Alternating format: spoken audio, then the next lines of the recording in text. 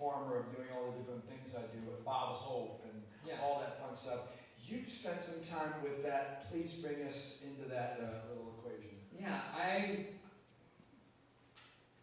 being an artist type person, I got to work with the USO, and they brought me out to Washington, D.C., where I visited the Wounded Warriors several times. I also brought a bunch of other cartoon folks, visited them, and mostly they wanted us to come and visit the kids that were out there. And so that was just a really, really fun thing. So the stuff that Rick's doing is just amazing, and so I'm just here to celebrate him. Absolutely. Let me ask you one more question. In regards to the USO and everything that you've done, what's your path now? Are you working? Where do you live now? I live in Orange County. Okay. I'm Temecula, so it's okay. So there you go. Lots of development. So that's if you've been talking about the entertainment industry right now. There's been a lot of crazy animation stuff that's been going on. Absolutely. But, working on international stuff also as well. So it's just kind of this thing where people go, so what are you doing? I'm like, I can't really talk about it. So that's just so, it's weird. So I'm working but not working. There you go. Yeah. That's the AI elephant in the room. Anyway. Okay. With that being said, do we want to move forward and watch the film? Yeah, absolutely. I'm going to say a quick Oh, word. please do. It's your festival. Well, that's not it. These two guests are very special to me. They're local residents here in Monterey County, and they're just doing fantastic work helping people with post-traumatic stress disorder, PTSD, and first responders to help healing through art and through music. It's something I really believe in. I directed a movie with Scott Eastwood, Walton Goggins, and Danny Glover called Diablo, and it was a PTSD story of a Civil War soldier going down the trail into Mexico to get his wife back, and you start realizing the trauma of the PTSD from the Civil War.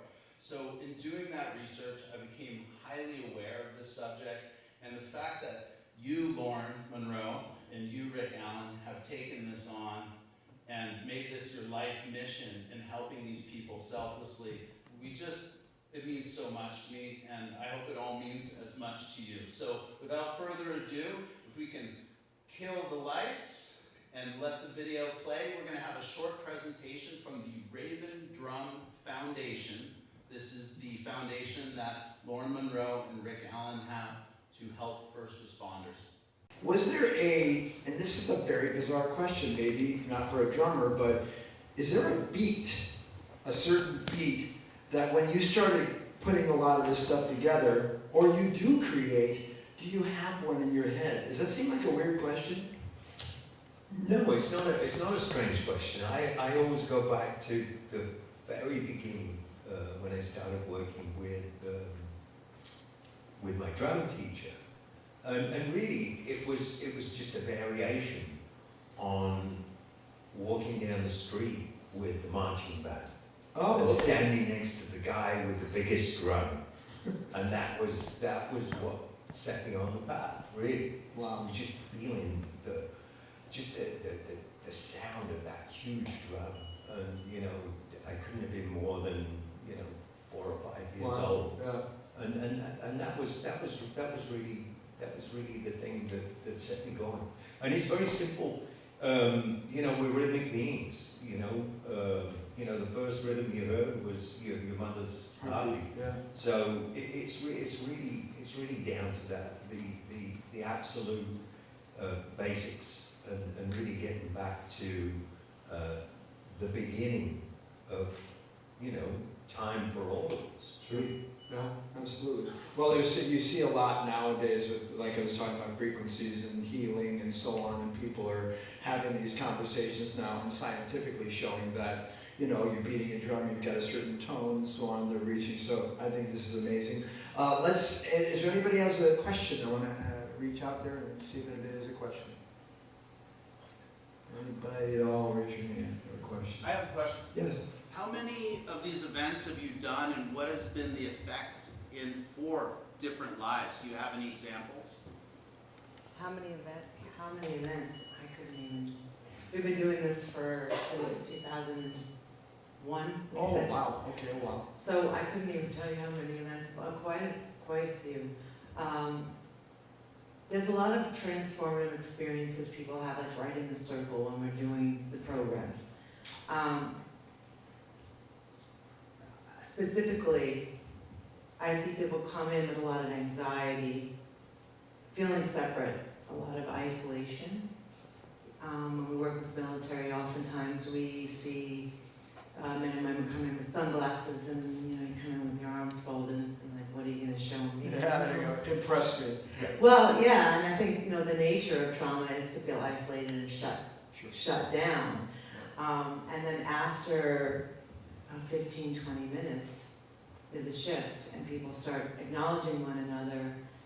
You can see people start to relax in their chair and then feel very dramatically a part of a group.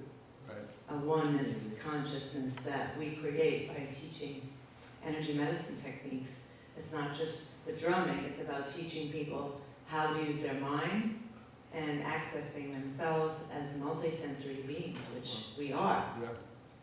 But oftentimes when we're in places of trauma, we shut down and we're just in our head and not in our heart. And so I think that's the biggest transformation is right there in the moment. And then the feedback we get afterwards and days and weeks later when people can carry some of the skill sets we give them. One thing that occurs to me, because we talk about this subject is in the film before yours, is throughout the day, is mental health. And I think, because I have a 10 and a 13-year-old, and I think about the teenagers, and you know, I'll talk to my kids and they'll go, "Dad, you got to stop. Other than you have a lot of energy, you need to stop because I can't process this quickly." Are you working at all with younger people to do this? Because it seems like it would be an awesome thing, because I'd love to see my little boy Brant beating. He has a drum set in his room, and I'm like, go beat it, kid, make it happen. Anything happening with the younger generation at this point? Not at the moment. I mean, we did start working with kids at juvenile detention centers and in safe houses. We work with children, teenagers going through cancer. But now we're really focused on veterans and first responders and their children. Sure. And so we have done family retreats and things like that where they get to process some of their parents' trauma in a different way together with their family, which is really powerful healing work. Yeah. Explain the ripple effect, how that goes out into the family. Well, the secondary trauma does happen when you have someone in the family that experienced trauma. There's a secondary traumatic effect that happens on people that you live with and love. There's also generational trauma that we all know exists through generations, and most times we're not aware of it. It's just the way someone is, right? But then as we look deeper into the science, which energy medicine now has powerful science behind it. Yeah. And neuroscience and quantum physics. And so it's a wonderful time to be sharing this kind of message.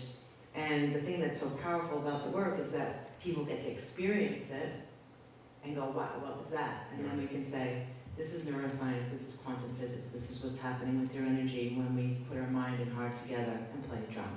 It's fascinating, it's so fun to do Well, this. you know, another interesting point about this is that I can imagine with families it would be really great because, you know, I grew up in a very dysfunctional, alcoholic type of family. Oh, you too? Yeah, everybody has their story, right? And that's the truth, and we have to kind of remember that sometimes. But I can imagine doing that in a family where it's difficult, where you're having a difficulty being a unit, and maybe dad travels, or there's some kind of dysfunction going on. I can imagine that would be a great. I'm thinking about it. It's drums. You're destroying the walls, and at that point, you know, you're with the family and you're drumming and everything. So I'd love to see that, you know, definitely utilized more in that. What's in the future? More of this on a larger scale. We'd love to create an experience for more people. I don't know that we can talk too much about what we're busy with, but Top secret. But really, We would like to do something local here, a big event in Monterey. If we have the support to do it. Talk to At those the people. Monterey Fairgrounds or something where we can have everyone get together and drum and support our first responders here. Yeah, That's here great. in the area. Yeah, that's great. I'm part of that. Question. I got sorry. another question. Yeah. So I know a little bit more than this audience about what you do because I attended one of your events. Can you tell us about the scientific principles behind health and healing and how they integrate with your program? We saw this incredible presentation up in Santa Cruz. Can you tell me a little bit about that presentation and the principles, the scientific principles that we were listening to from the doctor during that presentation? It was really, really interesting. This is your wheelhouse.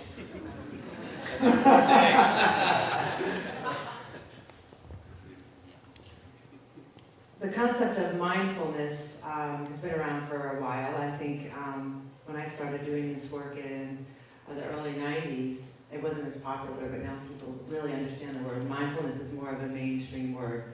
And to be mindful is to be in the moment.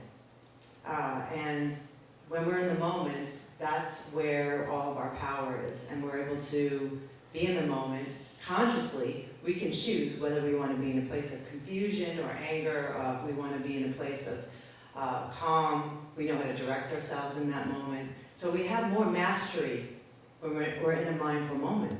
We really get to choose. Now, when we enter this doorway of consciousness, then we start talking about quantum physics. Because when we're in the moment, our energy field speaks differently than when we're not, and we're just busy in our mind. So we have these different phases our brain can be in. We have the different levels of beta and alpha and theta and delta. And so when we're drumming, we can go into alpha phase. And when we're in a visualization state, or we're in an even deeper state of meditation, we can go into theta states. And this theta state is in a form of hypnosis. That's the state we are in when we're in hypnosis. According to Dr. Bruce Lipton, who was there, he tells us, and that's fascinating, from 0 to 7 years old, we're in a state of hypnosis. We're learning things in the subconscious mind. We're not learning by what people say, or we're learning by what people do. And that's the hard drive. And so we have this program in us, and if you have trauma in that program, you can do as much positive thinking as you want to do, but that subconscious program is going to be there leading your life. And so this work, this very intentional work around the subtle energy bodies using very mindful techniques, they're a way to access healing in a very different way that wasn't there even 10 years prior to now. We weren't talking about these ways, but subconscious healing, becoming more conscious in what you do and how you think and how you act, being in touch with your body. The body's where we hold the feelings. The body's where we hold the emotions. It's all in here. And we tend to cut ourselves off every day. Every day we do, because we're distracting ourselves with the phone, we're distracting ourselves with the driving, with the work, the busy mind. And when we sink into the body, that's where all the feelings are. And so it's very powerful work in that way. And that's a little bit of the science is not my wheelhouse as a scientist, but I do know how important it is and significant right now to pair those two things together. Yeah, absolutely, yeah. As you can see, I'm just the eye candy. I can't take my eyes off. No, I just wanted to say, because she'd never say it, but the drum circle really is a metaphor for community. Yeah. And once, the way that Lauren sets it up when we start the whole drum circle, the way she sets it up, it's really, she just creates a sacred, safe space. And once that's set, and people start to, just call out some of the things that are bothering them, you see other people in the circle light up. Maybe somebody that wasn't confident enough to say how how badly they were feeling in that particular moment, because we all wear very convincing masks. And it's really interesting to see how the circle really opens up, and then it's like this massive doorway to empathy. And then you start to see everybody go, wow, you know, it's not just me. Just like you said about, you know, your dysfunctional family. Yeah. You know, it's like you don't go around telling everybody that. No. But if it's a safe space, then you're more likely to talk about it. Right. And that's where everything comes to the surface, and that's where for me, that's where the healing starts.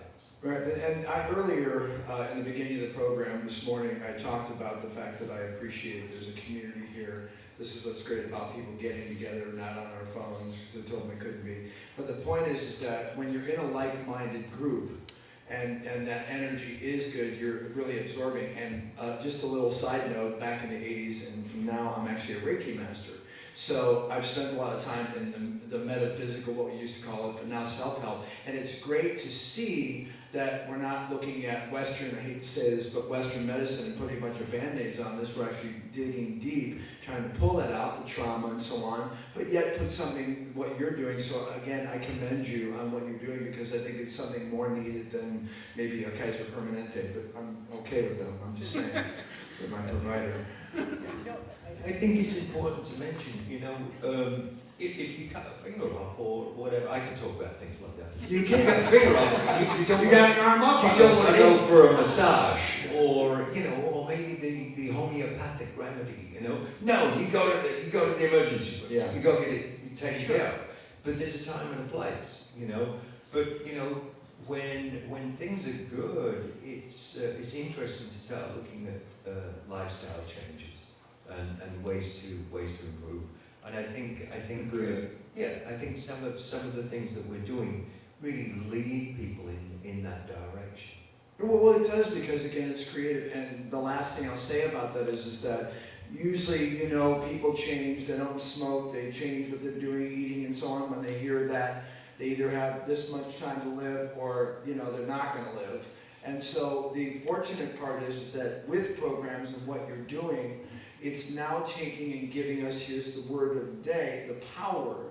And this is what the film festival and what they've created here is the power to take your own self, put it out there, and have like-minded people go, great job, by the way, good job. So a big applause for them. Any other questions? We got a bunch, right? Oh, good, I'm coming back out. Oh, no. Did you rent a crowd again? Buddy. All right, I'm gonna go. Hi, I want to thank you for all the work that you're doing. I'm a cardiology nurse practitioner, and I have recently taken a lot of work doing a lot of research on untreated mental health effects on the cardiovascular system, and it's huge, especially for our firefighters and our veterans, and I'm a veteran myself, but those who actually experience PTSD and trauma. And so I'm working really, really hard. Also, I love everything that you said about the medical science behind it, because there's truly, truly so much research, but it's not well known, even within medical providers, unless they're looking into it. When I initially trained, they kept mental health and physical health separate. It's not real, right? Like, you can't take the head off a body and then the body still works. It just doesn't work that way, right?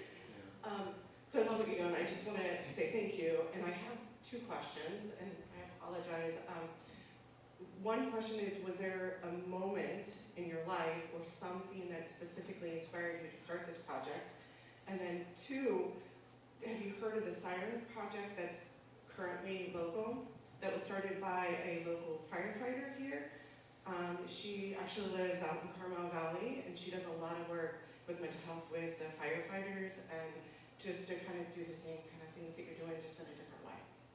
Thank you. Thank you. Do you want to, I just want to address something quickly, and then I want to put Rick on and talk about what was the thing that's created our vision for this. I think it's fascinating. I want to talk to you later about the heart mind, because the more I'm delving into it, the more I see how affected our hearts are when they're shut down compared to when they're open. and how there's this dialogue biochemically between our heart and our mind. It's not just, woo-woo flow stuff, and I don't do woo-woo, I'm from Queens. So it has to be scientific for me to be able to put it forward. I realized, and I learned recently, that one negative thought releases over 1,300 chemicals in the body. And it takes, if you're angry, it takes 7 hours for your body to come back into balance. Otherwise, those chemicals, which are, the cortisol, all the adrenaline, they keep coursing through your body for a number of hours after that, as compared to a positive thought or a happy thought, which releases over 1,400 chemicals, good chemicals in the body, like endorphins. So this is real science. Our thoughts have so much power over our physiology, and when we're in control of that, we're in control of a lot of the things we manifest in our lives, and people that are coming towards us, people that move away from us, which is a big part of healing for all of us. So the first time we really looked at each other and said, we need to do more of this, Well, was actually, back in 2000. You remember? no, you go. It was back in 2000. No, it was when we The boys came to the No, show. it was when we very first met. But the way when we shook hands, there was a massive job. Well, yeah. That was- Oh, wait, that's a dating shit. Regular space part. I thought it was the altitude. No. That's the other drummer. Where- I'm sorry. Well, a friend of ours worked very closely. She was a trauma therapist, and she was working with some children who lost their arms in Afghanistan while they were playing in a field where they were mined still. So she brought these children to the Red Rocks. Was it Red Rocks? Yeah, it was Red yeah, Rocks Red in Rocks. Colorado. And we brought them on the bus, and we had drums. And I just started teaching them some breathing techniques, and we started doing the work, because that was what I was doing at the time. I was teaching at the Boulder College of Massage Therapy, and I was a musician, and I met him, and we were doing it together, and said, let's share it. And we showed these kids, and we just saw the change immediately, and said, I think more people would benefit. So we started the foundation months after that.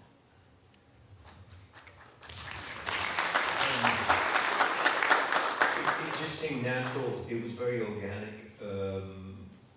I've been through a lot of really profound experiences when I was 21, when I first lost my arm. Things that I couldn't explain. A lot of them very mystical in nature. And it was so interesting because she just mentioned she was working at Boulder College of Massage, and I remember she would bring me in, and I was sort of the subject for the day, and I remember doing this hands-off healing where people were just using their intention to help me. I'm laying there on this table, and it was so incredible, the connection that all of these people had with me. I'd never met them before, and not a dry eye in the place. It was so emotional, and that was just people using their intention, and like I say, I think it was very organic the way that Raven Drum happened, because it was my experience of extreme trauma, not necessarily having all the right language to explain what I'd been through, and then all of a sudden, Lauren comes along, and There it was. Let's talk about the Boulder. it was really her experience of just energy medicine, and the way you were able to explain some of the experiences that eluded me for years. You know? Okay, let me grab another question. I kind of hate to interrupt your personal story, that's so interesting, but, and I think your film demonstrates and drew us in to the beat, where it did create community probably here. But what I would like to know is, what kind of follow-up is there in your program? Do you connect with local mental health associates? I mean, how do you help these people to follow up with their needs? We partner with other organizations, and they're the ones bringing the first responders and the veterans to us. So we have Zoom, we like to keep in touch through Zoom, and so we'll organize meetings through Zoom. A lot of our programs aren't local. That's why this is so important for us to be here, because we really want local programs. We want to help serve in Big Sur, Monterey, Carmel, because we see how much work everybody does. And we weren't even aware that these firefighters specifically are volunteer. And that says a lot. It says a lot about them, and it says a lot about the need, because they're all doing their work every single day. They don't really get a break. And on our worst day, we always say this: on our worst day, they'll be there. And we don't know when our worst day is going to be. So we want to make sure that they're well and they're healthy, and that they have support when they need it, so they can be there for us. And it's, I think there's a real lack of education around what our first responders go through and what they need. So I'm sorry if I just went on a tangent, but the follow-up, yeah, is through Zoom and through continuing our relationships with our partners. Yeah. Another question. Okay, I'm up here. I know you cannot see me, no worries. My question is more related to how do you find them, and how, I would imagine if somebody is in that deep place, how do they really come to you seeking for help? Because that's not an easy step. So that's my question. I think it's word of mouth, and like I said, we go through partners, so they find our partners, and then we find the partners that we like to connect with, so that together we can use our knowledge and skills. So they don't normally find us, they find us through our partnerships with other organizations. Yeah. I have a question about the rhythm, the beats per minute. Do you know what speed or what rhythm is the most effective? And any songs you can think of that are in that same rhythm? Well, when it comes to CPR, staying alive, you know. But really, without going too much into the science, because honestly, I don't think it matters as much. Drumming is yeah, it's a part of it, but it's not all of it.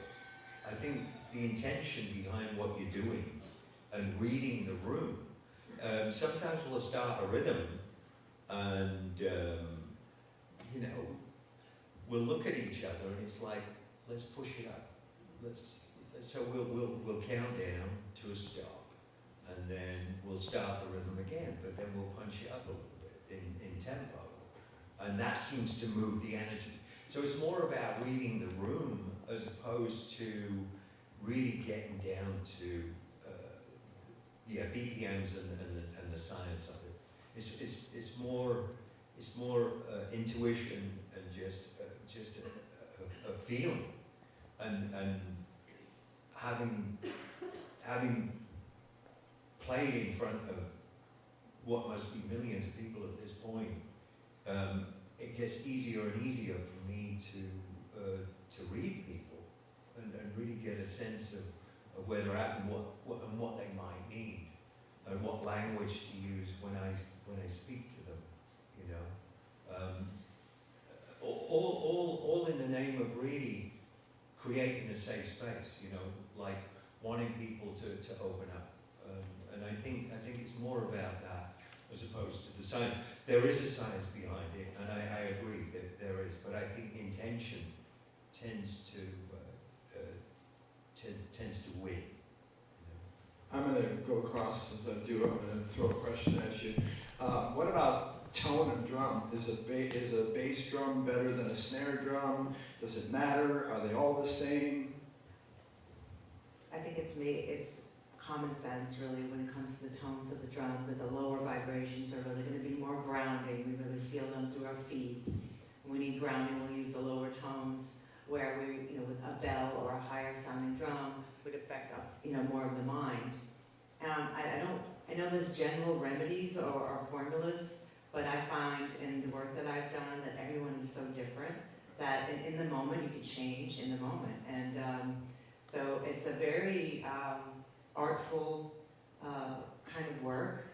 I feel like, using rhythm and energy medicine is, for me, as my background was in massage therapy, it's like doing a massage or painting a painting.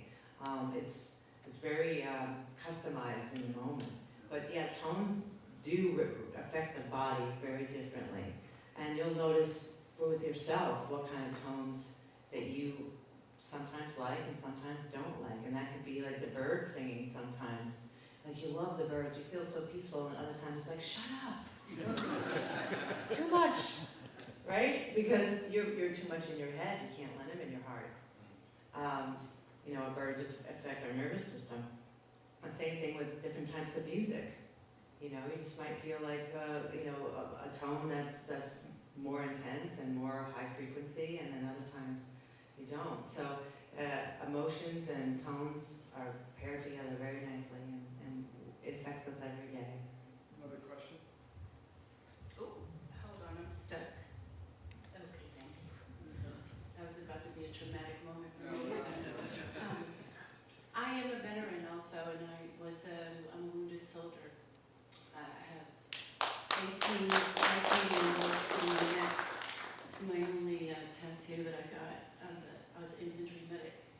So, but I'm enjoying my femininity.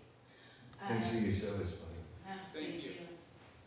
But I started a lot of the cognitive behavioral research because I was also in the medical field on top of that, so continuing education every year. So there was a lot of validity, there was a lot of healing in those groups simply because it is a safe environment, and I can see how that it built community for us. Just simply even in just a small group and being able to rock out that way without other people.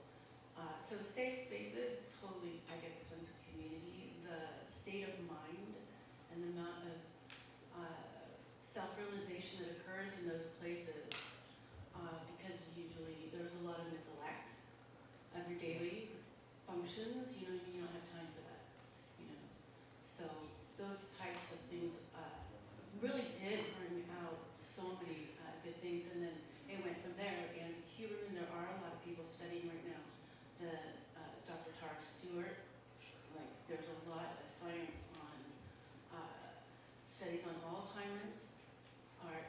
Playing music actually brings people back to their cognitive time periods. So there's a lot, and I'm happy that you're here in this genre, this area. So I appreciate it because it has helped me on a daily basis kind of push past certain things that sometimes you don't know are there.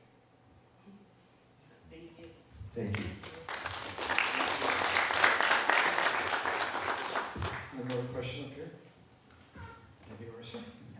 Hey, you mentioned you do this in so many locations. You mentioned you do these events in many different locations around the country. What makes you choose the location, and do you think the actual environment has an effect into creating this space? And also in the future, are you planning, let's say you want to do something local here, do you think you're going to build a center eventually, that you're actually everything is in a central location? Because I'm guessing this moving has logistic issues. Give us a little window into that and the future of it, please. The future.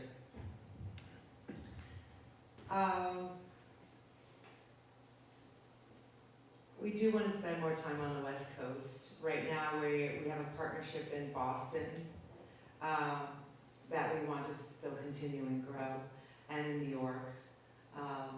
That's where my background is from, and we would like to. I mean, a center would be wonderful. It's not something that we're pursuing right now, but we would like to build community here. We would like to have continuous work being done here, and affiliations with our local firefighters and first responders. We're also going to start a program. We're joining Veterans Healing Veterans at the, I'm not sure the name of it, Chowchilla, the prison. There's female veterans in prison at the moment. And we're going to be joining them and doing some work at the prisons for them, bringing in the drums and also doing multi-sensory awareness and mindfulness work to help them live their life sentence, with most of them are there for life. So I think our focus right now is really local, and we have some other opportunities on the East Coast that we'll be pursuing too. At the end of this, by the way, there's information outside. You can sign up and get information for Raven Drums. While I make it over here, so sorry about that. I want to ask you a question, and that is, I mean, Rick, you said you guys have been around the world or been around and you've done this for 1 million people. Is there an album? And I know that sounds weird, but going to each individual place, it sounds like a great opportunity to record all that and let some of that audio out. Have you ever thought about that? The foundation?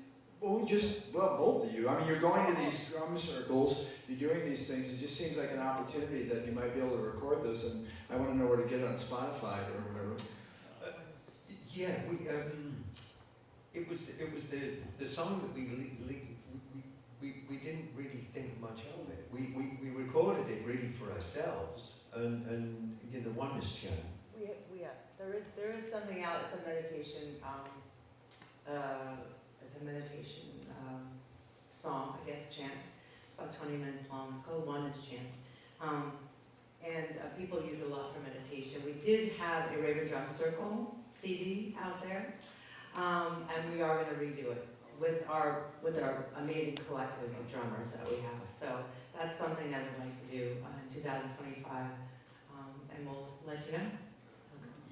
Another question, sir. There's so much that you are doing that resonates with anyone that has reciprocity in their spirit. We call things like empathy and so forth, but I guess where I would go with this is I have PTSD. And one of the most difficult things in my entire life was I fell off a ladder 3 years ago. I've composed music since I was 17. I broke my finger in 3 places. I can never, ever play the guitar again. And like he was talking about, there are no words, and I'm not saying this for sympathy. I used to work with developmentally disabled children, and if it wasn't for music, I would have committed suicide years ago. And Robert Plant said, we created this heavy music for you Americans because you have no community. And I totally agree with that. There was a child in one of our classes that was severely autistic. I worked with a very famous teacher here in Monterey. And so I went and collected all the musical things from the music room, everything. Tambourines, maracas, anything that would make noise. And I played a Santana song that would take the roof off the building. This child, who was always in the rear of the class and never spoke, went to the front of the class and led the whole group with a Santana song. It blew the teacher out the door, but it made total sense to me. And then I guess what I would throw out is one of the most difficult things in my life is to find a therapist who will work with someone with PTSD. It's almost impossible to even get a therapist anymore. And so the last story, I guess, is One of my favorite songs is Future Games by Fleetwood Mac, when Bob Welch wrote that song. He was in Nashville living with his wife Wendy. He couldn't get a job. And he had some problems with his biology, nerve problems. He went to the doctor and took a tape recorder. And the doctor said, "There's no hope for you." So he went home that night and he wrapped a gun in a pillow and he killed himself. And I talked to his wife for about 3 hours on the phone shortly after he killed himself. She didn't even know he killed himself. There was no noise with the pillow. And she said, "I would give anything if he was here with me today." Well, he didn't want to be a burden. And so if there's a touching, whether it's a drum, whether it's Jimi Hendrix, it doesn't matter, classical music, if we can touch each other and remain in contact, not just a drum circle, not just this. Most of the community I've ever experienced in my life has been at concerts. And the way that I look at life is we're all going to die. So what's the point of life if we don't establish day-to-day real contact? And so I hope you guys can do that. Wow. Thank you, John. My friend John Roberts comes to mind. John was, he went down in a helicopter off of the coast of Somalia, and he was in the water, basically burning. And he's been just the most incredible influence on me. We used to do this thing called the Rockstar and the Warrior, and we'd do it backstage at the concerts. And there'd be no phones allowed. We didn't want photographs or anybody recording anything. It was just for the people that were there. And I'm sorry? Yeah, all the veterans that came. Sorry, I missed that detail out. Yeah, I have a wee bit of problem with recall sometimes because I had a TBI, traumatic brain injury, during my accident. So sometimes somebody's rearranged the files. But yeah, John and myself, we would lead these circles, and it was pretty incredible what came up. And more often than not, it was the people in there that looked fine, but it was the invisible wounds, and you know there were a few red flags. But I think, yeah. John always said to me, he said, reach out to somebody that you look up to. And he said, reach down and, you know, just help somebody out. And I think doing that really has really helped me just manage my own life. Sometimes when I start feeling sorry for myself, really all I have to do is just be of service, or just pick up the phone and call that person and call that person, and then for some magical reason everything feels better. And it can be something as simple as that. I don't know, what do you say after? No, that's great. Yeah, please. Well, we are at the end of this, and by the way, when this is done, we're all going to head over towards the Forge of the Forest, And we have another movie playing here. Oh, we do? We Yes, do? we have 2 more movies. Sorry about that. Yeah, that's okay. Obviously, I'm going with it. But please enjoy everything, and it's all on the website, of course. Thank you both very much. I mean, I think one of the biggest things, again, it's the whole community and the fact that we're giving, well, we're allowed now to have permission to speak about these things and then find people that, like you folks, that can create stuff like this. I don't mean to kind of trash talk medical, Western medicine, but, it's cheaper to sell you a Band-Aid than the cure. And I think a lot of this is great preventative stuff and certainly wonderful and cathartic. It's all fun stuff. Let's ask you really quickly, do you have a website? RavendrumFoundation.org. Okay, say it one more time. Sorry. foundation.org. Okay, great. And afterwards, there's a sign-up sheet. I recommend you get on it so you can get all the updates and everything. Do you get any, I imagine you must get a lot of mail from people going, oh my gosh, you changed my life. Here's a picture of me then and now. I'm happy. Do you get any fan mail or people telling you how they're doing?